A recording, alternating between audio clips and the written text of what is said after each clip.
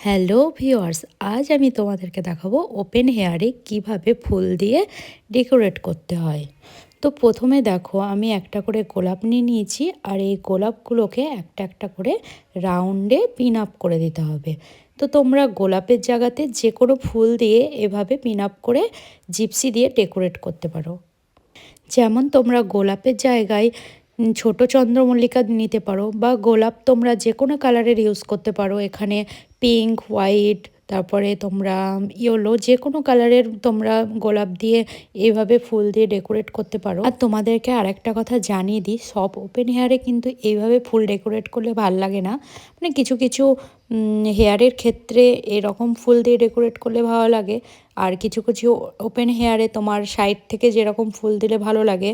তো রাউন্ডে এইভাবে রাউন্ডে যদি তোমরা দিব ভাবছো, তো এইভাবেই হেয়ার স্টাইল করলে কিন্তু ভালো লাগে। তাছাড়া পুরোপুরি ওপেন হেয়ারে এইভাবে ফুল ডেকোরেট করলে কিন্তু ভালো লাগবে না। আর তোমরা যারা যারা ভাবছো যে ওপেন হেয়ার রাখবে, এরকম হেয়ার স্টাইল করবে, তো তারা অবশ্যই এক্সটেনশন কিনে রেখো। যাদের মাথায় অনেক চুল কম, তো তারা এক্সটেনশন যদি কিনে রাখো তাহলে হেয়ারের গোছটাও বাড়ে আর দেখতেও সুন্দর লাগে হেয়ারটা।